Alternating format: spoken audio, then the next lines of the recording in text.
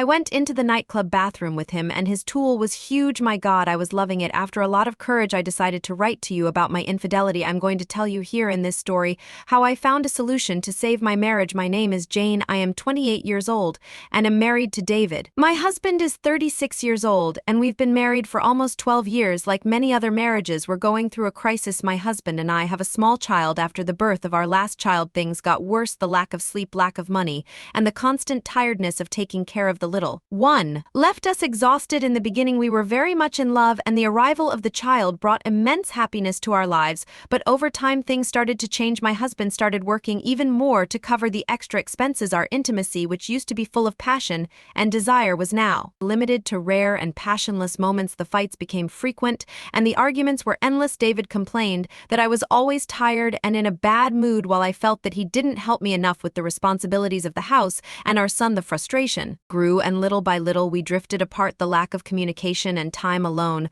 caused the flame of our marriage to fade. In order to try to find a solution, I decided to spice up the relationship. In the end, I bought toys, lingerie, and costumes. One day I convinced David to go together to a store specializing in toys for us. It was a new and fun experience for both of us. We went in a little embarrassed, but soon we started laughing and exploring the place. We bought several things from toys to nurse and police officer costumes. That day it felt like we were rejuvenated, rediscovering the pleasure of being together. In the first few weeks we took advantage of these new things and had a lot of fun. It felt like the flame was being rekindled. I remember one night when I wore one of the new lingerie sets and Caro's seemed like the happiest man in the world. We used the toys, laughed, and for a moment it seemed like everything was going back to normal. However, this excitement didn't last long. We soon fell into a routine again. The toys ended up forgotten at the back of the closet, and the lingerie was stored away unused. We rarely enjoyed each other, and the effort to maintain active intimacy seemed increasingly difficult. My husband became distant again,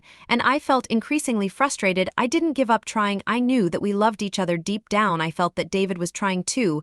He didn't want to be like those women who send stories playing the victim and using some excuse to cheat. I wanted to solve that problem together. I continued to think of ways to rekindle the passion between us. I tried to be more affectionate, talked about our feelings, and tried to understand what else we could do to improve our relationship. We talked and decided to go out every weekend as a way to break the routine. In the beginning, we always went to bars and nightclubs with friends. The idea was to try to bring back the lightheartedness and fun we had at the beginning of our relationship. These outings started to do us both good. The company of other people, the laughter, and lively conversations helped to reduce stress and gave us a new perspective. In the bars, we danced, drank, and for a few hours we forgot about our daily problems. When we started going to nightclubs, I danced a lot. I always loved dancing and enjoyed every moment on the dance floor with my friends. I felt the music vibrate in my body, freeing me from worries and problems. While I was having fun, I noticed my husband watching me from afar. David preferred to stay further away, watching the movement and sipping his drink. He was never much of a dancer, but I didn't mind. The important thing was for us to be together, sharing the same space.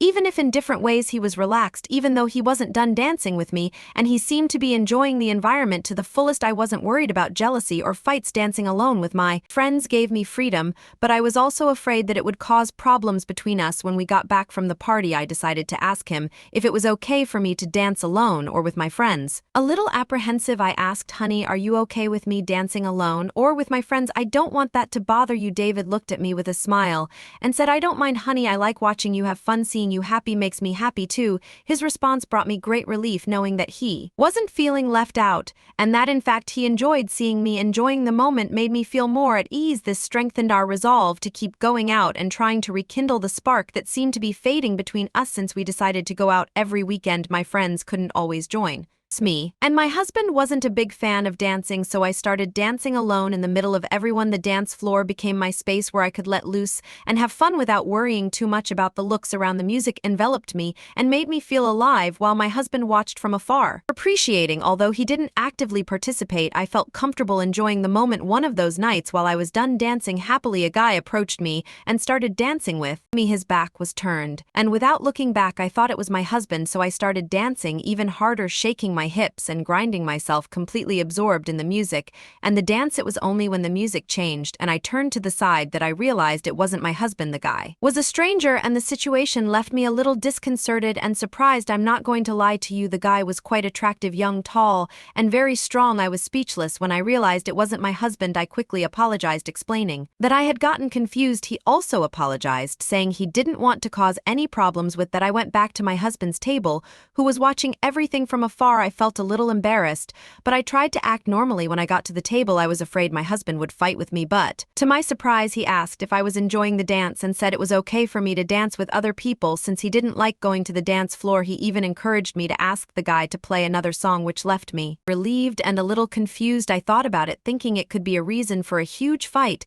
but he seemed calm. I said it was okay and went back to dancing. I walked over to the guy I was dancing with and started dancing with him again. As the music got louder and the lyrics got bolder, our dance became more and more intimate. My husband was watching from afar with a look of desire and mystery. It was making me want to be desired and dominated in a way I had never experienced before. Seeing myself dancing for another man seemed to awaken an even greater desire in him, and it was making me extremely excited and anxious. After dancing with the guy, I thanked him and went back to my husband's table. He was visibly anxious, and I could tell the atmosphere was charged. We had been drinking, and the alcohol was quickly taking effect. When I arrived, he wasted no time in asking me if I had enjoyed dancing with another man. It took me a while to answer as I was thinking about the question, but I ended up saying yes, that I really had. I asked my husband if he had enjoyed watching me dance with another man. He said yes, that he had really enjoyed it. Then, out of the blue, he made me a proposition. He said that if I wanted, I could kiss him. He said it would be just for that night,